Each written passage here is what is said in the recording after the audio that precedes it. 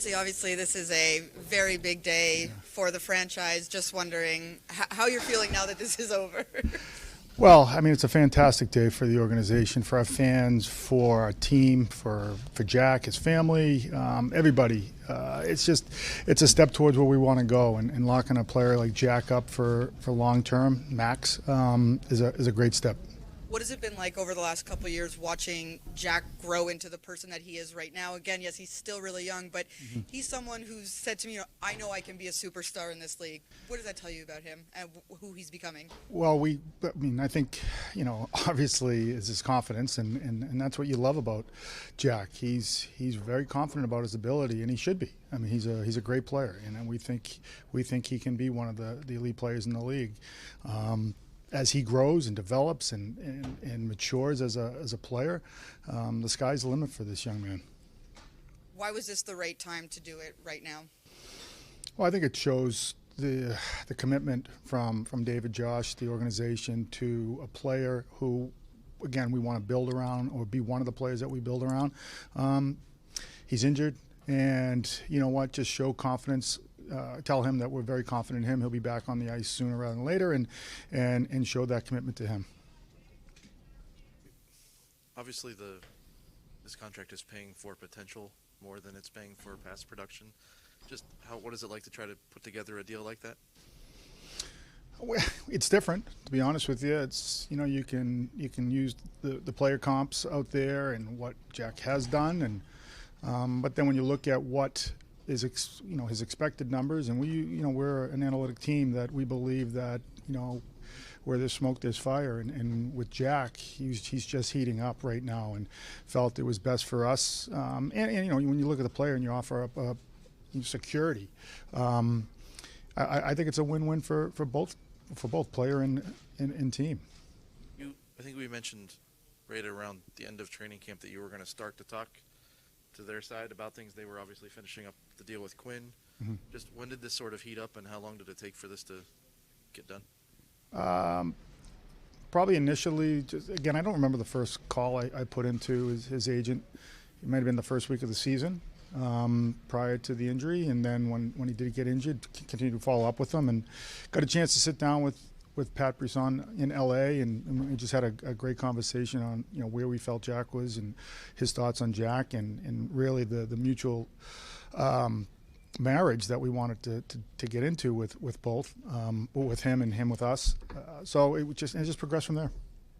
So knowing the type of player that Jack is, his compete level, do you feel as though he may need to tweak anything to kind of maintain that health, the endurance season to season? Obviously he's got a high motor, but have you spoken to him? Does he talk to you about that at all? Or I guess, are you insinuating like getting into the hard areas like he's used to doing? Yes, and with this injury, I don't. He's a highly competitive individual, and that's what I think will separate him from other players.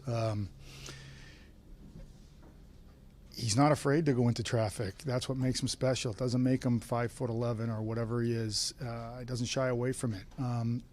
I don't see this, pushing him towards not getting into those areas. I think this was a freak accident, the way he landed. I don't think it wasn't the initial blow. He's been hit before. He's not afraid to get hit. He's healthy, and I just think he'll just jump right back into it tonight. I'd rather, to your case, pull the reins back a little bit on a play versus being able to kick them right in the ass to get going. Fitzy, bigger picture, what does this signing mean for the organization? I mean, $63 million for Dougie Hamilton over the summer, $64 million today. What does it say about these players want to be here and they want to be here for a long time? Well, I think we have to thank David Blitzer and Josh Harris for their commitment to the organization in improving and getting better, and I think it's my staff has really done a great job of identifying talent, and also identifying or trying to educate players from the outside what New Jersey's all about, where we're going, what we're trying to do, really sell our brand here, and how special it is, and how special it's going to be, and what a great place to live. So, It's, you've heard me say this before. I really, really, truly believe it's a hidden gem, and I think when players come here, they don't realize what it's like to play in New Jersey, and they don't want to leave. And that's a testament to the people here, the ownership, you know, the players, the coaches, the staff, everybody who's involved in really making this brand something special. How challenging was this in terms of putting together a contract among others over the years for you? First of all, how exciting is this? you, Hall of Famer in front of me, old friend. Great seeing you. Great seeing you. You're going to have to repeat the question, Stan, because I was just enamored by your presence, to be honest with you. I need you to repeat the question because I was enamored by your presence, and I didn't even hear you. As contract construction goes over the years, how challenging was this particular?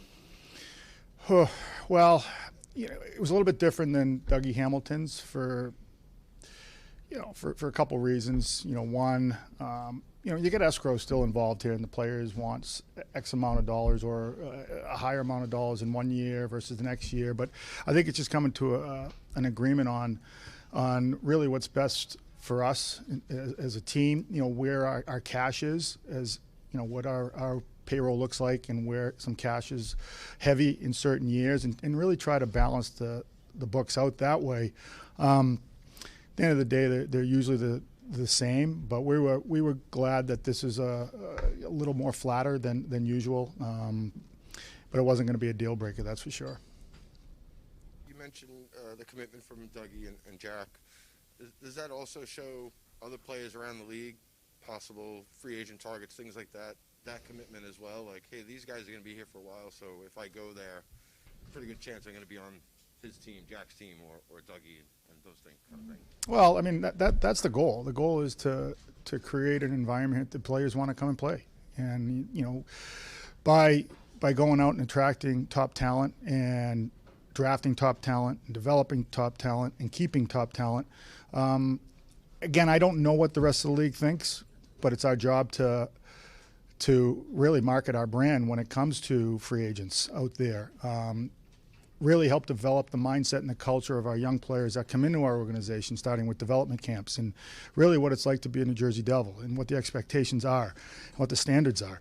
And then really it's the on-ice product. You know, we've got to start winning some games, and right now we feel really good about ourselves. We're in the fight. We've always said we just want to be in the fight. We want to learn how to win and then continue to grow as an organization. Fitz, you kind of mentioned it a little bit before, but if you can elaborate just on, you know, having that foundation of recently signing Nico and now Jack, and you sort of have those two pillars, or you do have those two pillars. What is the next step for what you're trying to build? Well, I first and foremost, you know, my message to the team at the start of training camp and the start of the rookies, there are things that are non-negotiable when you step on the ice as a player. And that may be taking a hit, giving a hit, blocking a shot, things that you really don't need talent to do that. So those are non-negotiable items. But the commitment, you know, we use the word commitment a lot, and the great teams in the league are committed to one another. They're committed to a system. They're committed to, you know, making the right play. They're committed to time management on the clock. They're committed to their off ice. And I can go on, but when you think of the word commitment, you think about the great teams out there, the teams that are really Stanley Cup caliber. You know what? They're committed to winning.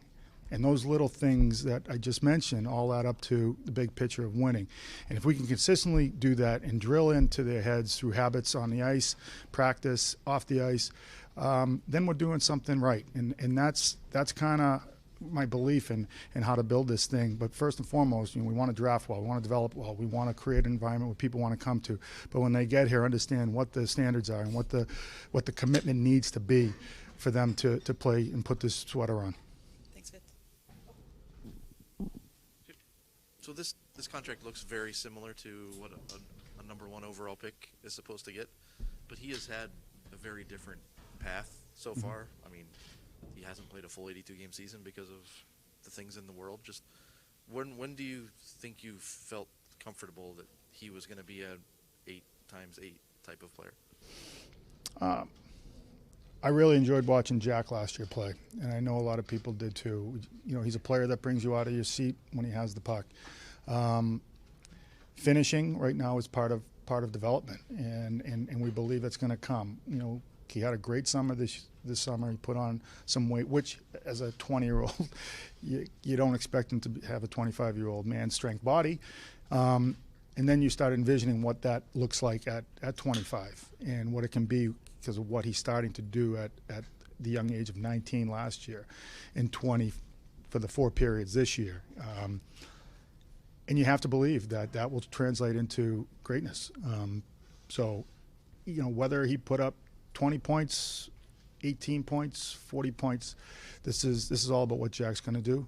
But we've seen it. He showed it, and we believe in him. Tom, I'm just curious, what did you learn about your team in the absence of Jack? Well, I don't think in the absence of Jack, the thing that I really enjoy about this team is the resiliency. There's no quit, you know. I personally always feel we're in a game. You know, if we're down a goal, 2 goals going into the third, I really feel confident that we're going to put enough pressure on the opposing team to have a chance to score goals. And we've shown that with the amount of third period goals that we have this year. I just think that's a young group playing hard for 60 minutes. Learning from games like Nashville, where it was a stinker. You have those games. But how do you react to it? How do you come out the next game? And you saw that the way we played against Philadelphia. So the resiliency of this group is really what has been really been showcased in my eyes watching. So